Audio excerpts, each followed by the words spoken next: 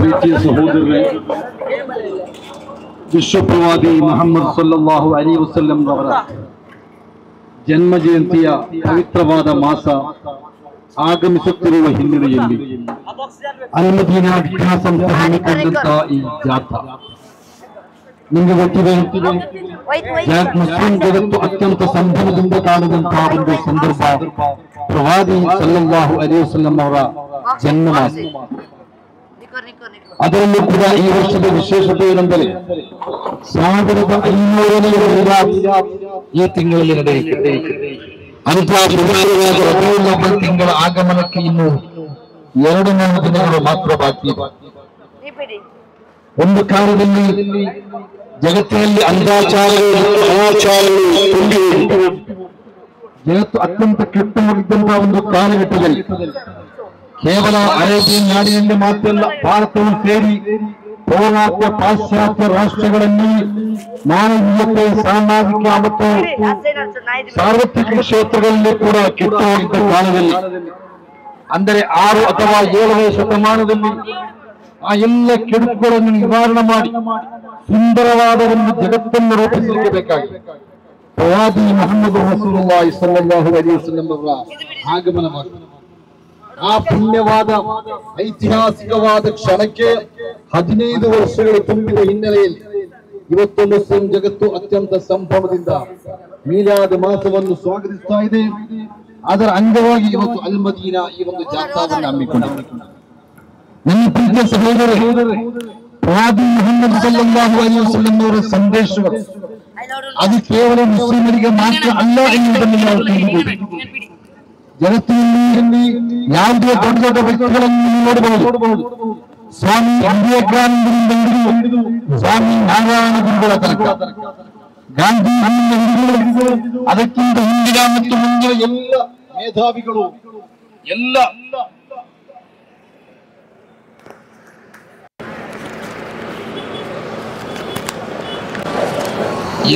ವಿವಿಧ ಧರ್ಮದ ಮುಖಂಡರು ಕೂಡ ಪ್ರವಾದಿಗಳ ಬಗ್ಗೆ ಬಹಳಷ್ಟು ಹೇಳಿದ್ದಾರೆ.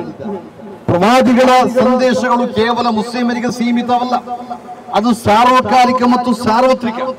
ಯಾವ ಕಾಲಕ್ಕೂ, ಯಾವ ಸಂದರ್ಭಕ್ಕೂ, ಯಾವ ಜಾತಿ, ಮತ, ಪಥ, ಪಕ್ಷ, ಜನ, ವ್ಯಕ್ತಿಯಾದರೂ ಅವನಿಗೆ ಅನ್ವಯವಾಗುತ್ತದೆ.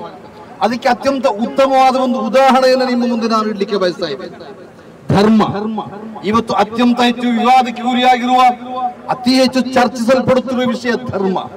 ಏನು ಧರ್ಮ ಅಂತ ಹೇಳಿದ್ರೆ ಕೇವಲ ಒಂದಷ್ಟು ಆರಾಧನೆಗಳು ಮಾತ್ರ ಅಲ್ಲ. ಪ್ರವಾದಿ ಮುಹಮ್ಮದ್ ರಸೂಲುಲ್ಲಾಹಿ ಸಲ್ಲಲ್ಲಾಹು ಅಲೈಹಿ ವಸಲ್ಲಂ ಅವರಲ್ಲಿ ಒಬ್ಬ ಬಂದು ಕೇಳ್ತಾರೆ, ಅಮಲ್ ಇಸ್ಲಾಂ, ವಾಟ್ ಇಸ್ ಇಸ್ಲಾಂ, ಇಸ್ಲಾಂ ಅಂದ್ರೆ ಏನು? ಆಗ ಪ್ರವಾದಿಗಳು ಕೊಟ್ಟ ಒಂದು ಉತ್ತರ ಇದೆ, ತುಯ್ಬುಲ್ ಕಲಾಮ್ ವೈತುಆಮು ತುಆಮ್, talking goods and feeding food. ಅತ್ಯಂತ ಸರಳವಾಗಿ ಇಸ್ಲಾಂ ಅನ್ನು ಅವರು ವ್ಯಾಖ್ಯೆ ಮಾಡ್ತಾರೆ. He define Islam very simply, very nicely. ಅವರು ಹೇಳ್ತಾರೆ, talking good and feeding food. ಒಳ್ಳೆಯ ಮಾತನಾಡುವುದು, ಅನ್ನಾಹಾರವನ್ನ ಉಳಿಸುವುದು. ಇಸ್ಲಾಂ ಅಂತ ಹೇಳಿದ್ರೆ ಏನು? ಕೇವಲ ನಮಾಜ್ ಮಾಡುವುದಲ್ಲ, ಉಪವಾಸ ಹಿಡಿಯುವುದಲ್ಲ, ಕುರ್ಆನ್ ಓದುವುದಲ್ಲ, ಮಸೀದಿಗೆ ಹೋಗುವುದಲ್ಲ. ಬದಲು ಆ ಎಲ್ಲ ಆರಾಧನೆಗಳಿಗಿಂತ ಆ ಆರಾಧನೆ ನಮ್ಮ ವೈಯಕ್ತಿಕ ಬದುಕಿನ ಅತ್ಯಂತ ಪ್ರಮುಖವಾದ ಭಾಗಗಳು. ಆದರೆ ಸಾಮಾಜಿಕ ಜೀವನದಲ್ಲಿ ಇಸ್ಲಾಂ ಅಂದ್ರೆ ಏನು? ಒಳ್ಳೆಯ ಮಾತು.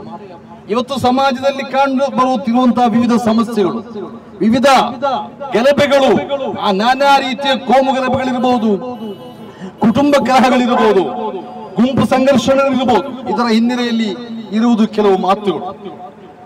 ಬೇಕಾಬಿಟ್ಟಿಯಾಗಿ ಮಾತನಾಡುವ, ಪ್ರಚೋದನಕಾರಿಯಾಗಿ ಮಾತನಾಡಿ ಮನುಷ್ಯರನ್ನು ಪರಸ್ಪರ ಎತ್ತಿಕಟ್ಟುವ, ಜಾತಿಗಳ ನಡುವೆ, ಮತ ಧರ್ಮಗಳ ನಡುವೆ ಜನರನ್ನು ಎತ್ತಿಕೊಟ್ಟುವಂತಹ ಕೆಲಸಗಳು, ಅದರ ಹಿನ್ನೆಲೆಯಲ್ಲಿ ಮಾತುಗಳು. ಅದಕ್ಕೆ ಪ್ರವಾದಿಗಳು ಹೇಳ್ತಾರೆ, ಇಸ್ಲಾಂ ಅಂತ ಹೇಳಿದರೆ, ಧರ್ಮ ಅಂತ ಹೇಳಿದರೆ ಒಳ್ಳೆಯ ಮಾತು. ಯಾವತ್ತೂ ಮಾತು ಚೆನ್ನಾಗಿರ್ಬೇಕು, ಮಾತಿನಲ್ಲಿ ಹಗೆ ಬರಬಾರದು, ಮಾತಿನಲ್ಲಿ ವೈರ ಬರಬಾರದು.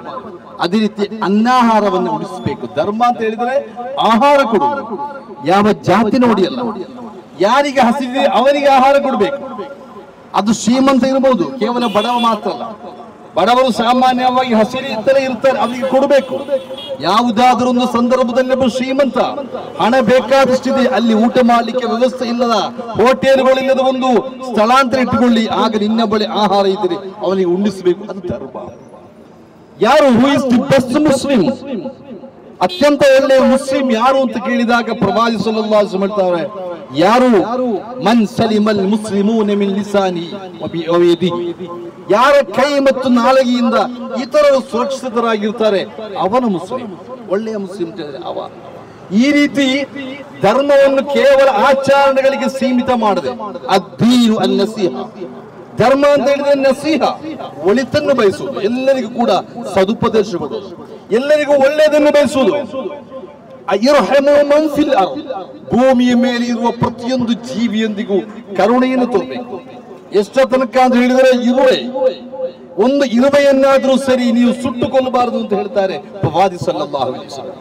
ನೀವು ಆಹಾರವಾಗಿ ಕೋಳಿಯನ್ನು ತಿಂತೀರಾ, ಆದರೆ ಆ ಕೋಳಿಯನ್ನು ಕೊಯ್ಯುವಾಗ ಅತ್ಯಂತ ಹರಿತವಾದ ಖಡ್ಗದಿಂದ, ಹರಿತವಾದ ಚಾಕುವಿನಿಂದ ಬಹಳ ಬೇಗ ಅದರ ಕತ್ತು ಅಗಲಿ ಹೋಗುವ ರೀತಿಯಲ್ಲಿ ಅತ್ಯಂತ ಕ್ಷಿಪ್ರವಾಗಿ ಆ ಕೆಲಸವನ್ನು ಮಾಡಬೇಕೆ ಹೊರತು ಅತ್ಯಂತ ದೊರಗಾದ ಚಾಕಿನಲ್ಲಿ ಅದಕ್ಕೆ ತೀವ್ರವಾದಿ ಕಷ್ಟ ಕೊಟ್ಟು ಅದನ್ನು ಕೊಲ್ಲಬಾರದು ಅಂತ ಹೇಳ್ತಾರೆ ಪ್ರವಾದಿ ಮುಹಮ್ಮದ್ ರಸೂಲುಲ್ಲಾಹಿ ಸಲ್ಲಲ್ಲಾಹು ಅಲೈಹಿ ವಸಲ್ಲಂ. ಈ ರೀತಿ ಪ್ರತಿಯೊಂದನ್ನು ಕೂಡ ಅನ್ನಾಸು ಕಅಸ್ನಾನಿಲ್ ಮಿಶ್ಕ್, ಜನರ ಬಗ್ಗೆ ಹೇಳಿದ್ರು. ಜನರು ಅಂತ ಹೇಳಿದ್ರೆ ಯಾರು? ಯಾವ ಜಾತಿ, ಮತ, ಪಥ, ಪಕ್ಷ, ಪಂಗಡ, ದೇಶ, ಭಾಷೆ, ದೇಶ ಎಲ್ಲ ಬೇರೆಯಾಗಿರ್ಬೋದು, ಆದರೆ ಅನ್ನಾಸ್ ಮನುಷ್ಯರು ಒಂದು ಬಾಚಣಿಕೆಯ ಹಲ್ಲುಗಳ ಹಾಗೆ. ಬಾಚಣಿಕೆಯ ಹಲ್ಲುಗಳು ಒತ್ತೊತ್ತಾಗಿದ್ದಾಗ ಮಾತ್ರ ಅದು ಉಪಯೋಗ ಬರ್ತದೆ. ಅದೇ ರೀತಿ ಮನುಷ್ಯ ಪರಸ್ಪರ ಒತ್ತೊತ್ತಾಗಿ ಬದುಕಬೇಕು. ಈ ರೀತಿಯ ಸುಂದರವಾದ ಸಾವಿರಾರು ಲಕ್ಷಾಂತರ ಸಂದೇಶಗಳಿದೆ. ಅವರು ಹೇಳಿದರು, ಅತ್ಯಂತ ಒಳ್ಳೆಯ ಸತ್ಕರ್ಮ ಯಾವುದು? ಮನುಷ್ಯನ ಮನಸ್ಸುಗಳಲ್ಲಿ ಸಂತೋಷವನ್ನು ಮೂಡಿಸುವುದು. ನಮ್ಮ ಕೆಲಸಗಳು ಮತ್ತೊಬ್ಬನಿಗೆ ಸಂತೋಷವನ್ನು ಕೊಡಬೇಕು. ನಮ್ಮ ನಡೆ, ನಮ್ಮ ನುಡಿ ಮತ್ತೊಬ್ಬನಿಗೆ ಸಂತೋಷವನ್ನು ಕೊಡಬೇಕು. ಆಗ ಮಾತ್ರ ಅವ ನಿಜವಾದ ಮುಸ್ಲಿಂ ಆಗ್ತಾನೆ ಅಂತ ಹೇಳಿ ಪ್ರವಾದಿ ಸಲ್ಲಲ್ಲಾಹು ಅಲೈಹಿ ವಸಲ್ಲಂ ಹೇಳಿದರು. ಅಲ್ಲಾಹನಿಗೆ ಅತ್ಯಂತ ಇಷ್ಟವಾದ ಕೆಲಸ ಯಾವುದು? ಅಲ್ಲಾಹನಿಗೆ ಅತ್ಯಂತ ಇಷ್ಟವಾದವರು ಯಾರು ಅಂತ ಕೇಳಿದಾಗ ಪ್ರವಾದಿಗಳು ಹೇಳ್ತಾರೆ, ಯಾರಿಂದ ಜನರಿಗೆ ಉಪಕಾರ ಇದೆ ಅವನೇ ಅಲ್ಲಾಹನಿಗೆ ಇಷ್ಟ. ಜನರಿಗೆ ಉಪಕಾರ ಬೇಕು. ದೊಡ್ಡ ಸೊಬಗನಾಗಿ ಹಜ್ ಮಾಡಿ, ಉಮ್ರಾ ಮಾಡಿ, ನಮಾಜ್ ಮಾಡಿ, ಬೇರೆ ಎಲ್ಲ ಆರಾಧನೆಯನ್ನು ಮಾಡಿ, ಆದರೆ ಮತ್ತೊಬ್ಬನಿಗೆ ಅವನಿಂದ ಉಪದ್ರ ಇದ್ದರೆ, ಮತ್ತೊಬ್ಬರ ಬಗ್ಗೆ ಅವರು ಒಳ್ಳೆಯದನ್ನು ಮಾಡುವುದಿಲ್ಲ ಅಂತ ಹೇಳಿದ್ರೆ ಅವನು ಒಳ್ಳೆಯವನಲ್ಲ, ಅವನು ಕೆಟ್ಟವನು. ಒಂದು ಹೆಂಗಸಿನ ಬಗ್ಗೆ ಪ್ರವಾದಿಯವರಿಗೊಂದು ವರದಿ ಬರ್ತದೆ. ಒಂದು ಹೆಂಗಸು ಯಾವಾಗ ನೋಡಿದ್ರು ಉಪವಾಸ ಮಾಡ್ತಾಳೆ, ಯಾವಾಗ ನೋಡಿದ್ರು ನಮಾಜ್ ಮಾಡ್ತಾ ಇರ್ತಾಳೆ, ಯಾವಾಗ ನೋಡಿದ್ರು ಆರಾಧನೆಯಲ್ಲಿ ತೊಡಗಿರುತ್ತಾಳೆ, ಆದರೆ ನಾಲಿಗೆ ಸರಿ ಇಲ್ಲ, ನೆರೆಮನೆಯವರಿಗೆ ಅವಳಿಂದ ಕಷ್ಟ. ಪ್ರವಾದಿಗಳು ಹೇಳ್ತಾರೆ, ಅವಳು ನರಕಕ್ಕೆ ಹೋಗ್ತಾಳೆ, ಅವಳು ಸ್ವರ್ಗಕ್ಕೆ ಹೋಗಲ್ಲ. ಆದ್ರಿಂದ ನನ್ನ ಪ್ರೀತಿಯ ಬಂಧುಗಳೇ, ನಾವೆಲ್ಲರೂ ಕೂಡ ನಾವು ನಮ್ಮ ಧರ್ಮಗಳನ್ನ ಕಲಿಬೇಕು. ಆ ಧರ್ಮದ ಸಂದೇಶಗಳನ್ನ ಜೀವನದಲ್ಲಿ ಪಾಲಿಸುವ ಮೂಲಕ ನಮ್ಮ ಧರ್ಮ ಯಾವುದು ಅಂತ ಹೇಳಿ ಜನರಿಗೆ ನಾವು ತೋರಿಸ್ಕೊಬೇಕು. ನಮ್ಮ ಪ್ರವಾದಿಗಳು ಯಾರು ಎನ್ನುವುದನ್ನು ನಮ್ಮ ನಡೆ ನುಡಿಗಳಲ್ಲಿ ನಾವು ತೋರ್ಬೇಕು, ನಮ್ಮ ವರ್ತನೆಗಳಲ್ಲಿ ತೋರ್ಬೇಕು. ಪ್ರವಾದಿಗಳು ಹೇಳ್ತಾರೆ, ನಿಮ್ಮ ನೆರೆಮನೆಯಲ್ಲಿ ಹಸಿದಿರುವಾಗ ನೀವು ಹೊಟ್ಟೆ ತುಂಬಿಸಿದರೆ ನೀವು ನನ್ನವರಲ್ಲ, ನನ್ನ ಜನ. ಪ್ರತಿಯೊಬ್ಬ ಮುಸಲ್ಮಾನನ ಅತ್ಯಂತ ದೊಡ್ಡ ಆಸೆ, ನಾನು ಪ್ರವಾದಿಯವ ಜನ ಆಗಬೇಕು. ಆ ಪ್ರವಾದಿಗಳು ಹೇಳ್ತಾರೆ, ನೆರೆಮನೆಯಲ್ಲಿ ಹಸಿದಿದ್ದರೆ ಅವ ಯಾವ ಜಾತಿಯಲ್ಲಿರಲಿ, ಯಾವ ಮತದವನಿರಲಿ, ಅವನ ಮನೆಯಲ್ಲಿ ಹಸಿದಿದೆ, ಮಕ್ಕಳು ಮನೆ ಮಂದಿ ಊಟಕ್ಕಿಲ್ಲದ ಹಸಿದಿದ್ದಾರೆ, ಆ ಸಂದರ್ಭದಲ್ಲಿ ನೀನು ಮನೆಯಲ್ಲಿ ಗಡದ್ದಾಗಿ ಬಿರಿಯಾನಿ ಉಂಡೆ ನೀನು ನನ್ನ ಜನ ಆಗುವುದಿಲ್ಲ. ಇಂತಹ ಒಂದು ಸಂದೇಶವನ್ನು ಅಳವಡಿಸಿಕೊಂಡು ನಾವು ಒಳ್ಳೆಯ ವ್ಯಕ್ತಿಗಳಾಗಿ ನಮ್ಮ ಮಾತುಗಳು ಒಳ್ಳೆದಿರಬೇಕು. ನಾವು ನೆರೆಯವರೊಂದಿಗೆ ನಮ್ಮ ವರ್ತನೆಗಳು ಚೆನ್ನಾಗಿರ್ಬೇಕು. ಸಮಾಜದೊಂದಿಗೆ ನಮ್ಮ ನಡೆನುಡಿಗಳು ಅತ್ಯಂತ ಉತ್ತಮವಾಗಿರಬೇಕು. ಆಗ ಪ್ರವಾದಿಗಳು ನಮ್ಮನ್ನು ಇಷ್ಟಪಡ್ತಾರೆ. ಅದು ನಮ್ಮ ಯಶಸ್ಸಿಗೆ ಅತ್ಯಂತ ದೊಡ್ಡ ದಾರಿಯಾಗ್ತದೆ. ಅಂತಹ ಒಂದು ಸುಂದರ ನಾಳೆಗಳಿಗಾಗಿ ನಾವು ಇವತ್ತು ಪ್ರತಿಜ್ಞೆಯನ್ನು ಮಾಡಬೇಕಾಗಿದೆ. ಅಲ್ ಮದೀನಾ, ಪ್ರವಾದಿ ಪೈಗಂಬರ್ ಮುಹಮ್ಮದ್ ರಸೂಲುಲ್ಲಾಹಿ ಸಲ್ಲಲ್ಲಾಹು ಅಲೈಹಿ ವಸಲ್ಲಂ ಅಂತ್ಯವಿಶ್ರಮಿಸಿರುವಂತಹ ಊರು ಅಲ್ ಮದೀನಾ. ಆ ಮದೀನಾ ಎಲ್ಲ ಜ್ಞಾನದ ಹೆಬ್ಬಾಗಿಲು. ಆದ್ದರಿಂದಲೇ ಅಲ್ ಮದೀನಾದ ಸಂಸ್ಥಾಪಕರಾದ ಶರಫುಲ್ ಉಲಮಾ ಅಬ್ಬಾಸ್ ಉಸ್ತಾದ್, ಅಲ್ಲಾಹು ಅವರಿಗೆ ಪಾರತ್ರಿಕವಾದ ಔನ್ನತ್ಯವನ್ನು ಅನುಗ್ರಹಿಸಲಿ. ಅವರು ದೊಡ್ಡ ಒಂದು ವಿದ್ಯಾಸಂಸ್ಥೆಯನ್ನು ಕಟ್ಟಿ ಬಳಸಿದರು. 30 ವರ್ಷಗಳಿಗಿಂತ ಹೆಚ್ಚಿನ ಕಾಲದಲ್ಲಿ ಈ ಪರಿಸರದ ಸಾವಿರಾರು ವಿದ್ಯಾರ್ಥಿಗಳಿಗೆ ಧಾರ್ಮಿಕ ಮತ್ತು ಲೌಕಿಕವಾದ ಶಿಕ್ಷಣವನ್ನು ಅತ್ಯಂತ ಉತ್ತಮವಾದ ರೀತಿಯಲ್ಲಿ ಕೊಡಿಸಲಿಕ್ಕೆ ಅವರು ಕಟ್ಟಿದ ಅಲ್ ಮದೀನಾಕ್ಕೆ ಅವರು ಇಟ್ಟ ಹೆಸರು ಅಲ್ ಮದೀನಾ. ಪ್ರವಾದಿಗಳೊಂದಿನ ಬಾಂಧವ್ಯದ ಸಂಸ್ಮರಣಾರ್ಥವಾಗಿ ಆ ಒಂದು ಹೆಸರನ್ನು ಇಟ್ಟಿದ್ದಾರೆ.